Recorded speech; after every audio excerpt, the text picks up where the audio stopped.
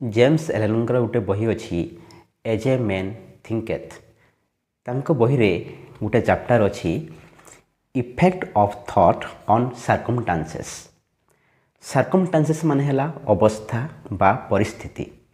କୌଣସି ଅବସ୍ଥା ବା ପରିସ୍ଥିତି ଉପରେ ଆମର ଥଟ୍ ବା ଆମର ଭାବନା କେମିତି ପ୍ରଭାବ ପକାଏ ତା ବିଷୟରେ ଏ ଚାପ୍ଟରରେ ଆଲୋଚନା କରାଯାଇଛି। ତେଣୁ ଏହି ଚାପ୍ଟରର କିଛି ଇମ୍ପୋର୍ଟାଣ୍ଟ ସେଣ୍ଟେନ୍ସକୁ ଆମେ ପଢ଼ିବା ଏବଂ ତାର ମିନିଂକୁ ଆମେ ଡିପ୍ଲି ବୁଝିବା। ଏଥିରେ ଲେଖା ଅଛି man's mind may be likened to a garden which may be intelligently cultivated or allowed to run wild, but whether cultivated or neglected it must and will bring forth।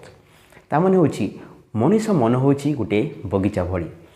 ଯେମିତି ବଗିଚାରେ ଆମେ ଚତୁରତାର ସହିତ ଯଦି ଭଲ ମଞ୍ଜି ପୋତିବା ଭଲ ଗଛ ହେବ, ଭଲ ଫୁଲ ହେବ, ଭଲ ଫଳ ବି ହେବ। ଯଦି ସେ ବଗିଚାରେ ଆମେ କିଛି ନ ଲଗେଇକି ସେମିତି ଛାଡ଼ି ଦିଆଯାଏ ସେଠି କ'ଣ ହେବ ନା ଅନାବନା ଗଛ ସବୁ ସୃଷ୍ଟି ହେବ ଏବଂ ସେଇ ମଞ୍ଜିରୁ ପୁଣି ଆହୁରି ଅନାବନା ଗଛ ସୃଷ୍ଟି ହେବ।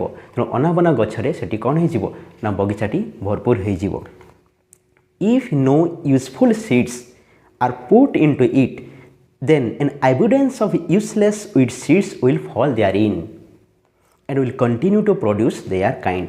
ଯଦି ୟୁଜଫୁଲ୍ ସିଡ୍ସ ଯଦି ଉପଯୁକ୍ତ ମଞ୍ଜି ସେଠି ନ ପୋତାଯାଏ ତେଣୁ ଅନାବନା ଗଛ ସେହି ପ୍ରକାରର ବହୁତ ଗୁଡ଼ାଏ ବଢ଼ିଯାଏ।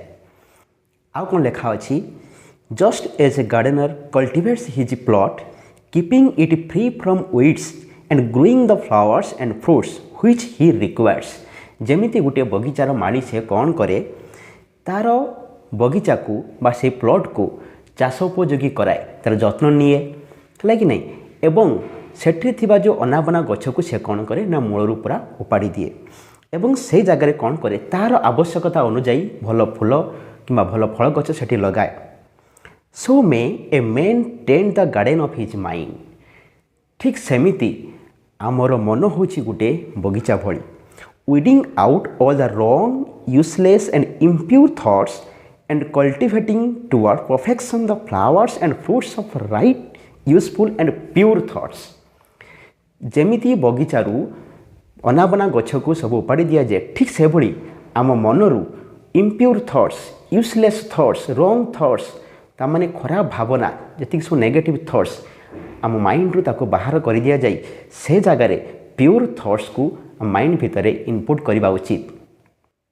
Bai pursuing this process a man sooner or later discovers that he is the master gardener of his soul. ଯଦି ଏଇ ପ୍ରୋସେସଟାକୁ ରେଗୁଲାରଲି କରାଯାଏ ଯେମିତି ଆମେ ବଗିଚାରେ ପ୍ରତିଦିନ ଆମକୁ ତା'ର ଯତ୍ନ ନେବାକୁ ପଡ଼େ। ଯଦି କୌଣସି ଅନାବନା ଗଛ ସେଠି ବଢ଼ିଗଲା ତାକୁ ସଙ୍ଗେ ସଙ୍ଗେ ଉପାଡ଼ି ଦିଆଯାଏ ଏବଂ ସେ ମାଟିକୁ ପୁଣି ଚାଷ ଉପଯୋଗୀ କରିଦିଆଯାଏ ଏବଂ ସେ ଯେଉଁ ଫୁଲ ଗଛ ବା ଆମେ ଫଳ ଗଛ ଲଗେଇଥାଉ ତା'ର ଆମେ ଯତ୍ନ ନିଆଯାଏ।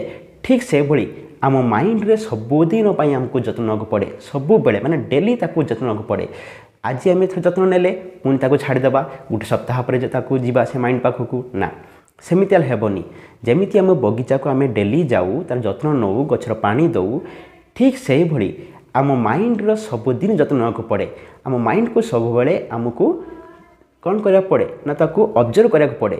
ଯଦି କୌଣସି ରଙ୍ଗ ଥଟ୍, ଇମ୍ପ୍ୟୁର୍ ଥଟ୍ ଯଦି ଆମ ମାଇଣ୍ଡକୁ ଆସିଲା ତାକୁ ସଙ୍ଗେ ସଙ୍ଗେ ଆମେ ତାକୁ ରିମୁଭ୍ କରି ସେହି ସ୍ଥାନରେ ଆମେ ପ୍ୟୁର୍ ଥଟ୍ସକୁ ଇନପୁଟ୍ କରିବା ଉଚିତ।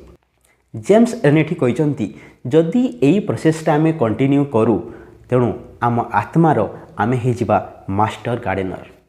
ମାଷ୍ଟର ଗାର୍ଡେନର ମାନେ ଆମର ଥଟ୍ ଆମ କଣ୍ଟ୍ରୋଲକୁ ଆସିଯିବ ଆଉ ଆମେ ହେଇଯିବା ଦ ଡାଇରେକ୍ଟର ଅଫ୍ ଲାଇଫ୍, ମାନେ ଆମ ଜୀବନର ଆମେ ହେଇଯିବା director. He also reveals within himself the laws of thoughts and understands with ever increasing accuracy how the thought forces and mind elements operate in the shaping of its character, circumstances and destiny। ବଢ଼ିଆ କଥା କହିଲେ ଏଠି। ଯଦି ଆମ mind ଏବଂ thought ଉପରେ ଆମେ ପ୍ରତିଦିନ କାମ କରିବା, ଦିନେ କରିକି ଆଉ ଦିନେ ଛାଡ଼ିଦେଲେ ହେବନି। ଡେଲି ଆମ ମାଇଣ୍ଡକୁ ଅବଜର୍ଭ କରିବାକୁ ପଡ଼ିବ। ସେଠି ଯଦି କୌଣସି ନେଗେଟିଭ୍ ଥଟ୍ସ ବା ଇମ୍ପ୍ୟୁର୍ ଥଟ୍ସ କ୍ରିଏଟ୍ ହେଉଛି ତାକୁ ସଙ୍ଗେ ସଙ୍ଗେ ବାଇ ୟୁଜିଂ ଆୱାର ଇଣ୍ଟେଲିଜେନ୍ସ ତାକୁ ରିମୁଭ୍ କରିବାକୁ ପଡ଼ିବ ଏବଂ ସେହି ସ୍ଥାନରେ ଆମ କ୍ରିଏଟିଭିଟି ପ୍ୟୁର୍ ଥଟ୍ସକୁ ଆମକୁ ଇନପୁଟ୍ କରିବାକୁ ପଡ଼ିବ। ତାହେଲେ କ'ଣ ହେବ ଧୀରେ ଧୀରେ ଥଟ୍ସ ଆମ କଣ୍ଟ୍ରୋଲକୁ ଆସିବ ଏବଂ ଥଟ୍ ୱାନ୍ସ କଣ୍ଟ୍ରୋଲକୁ ଆସିଲେ ସେଇଭଳି ଆମ ଚରିତ୍ର ମଧ୍ୟ ଗଠନ ହୋଇଯିବ, ସେପିଂ ଆୱାର କ୍ୟାରେକ୍ଟର। ଆମ ଭାବନା ଯେମିତି ହେବ ଆମ ଚରିତ୍ର ମଧ୍ୟ ସେମିତି ହେବ।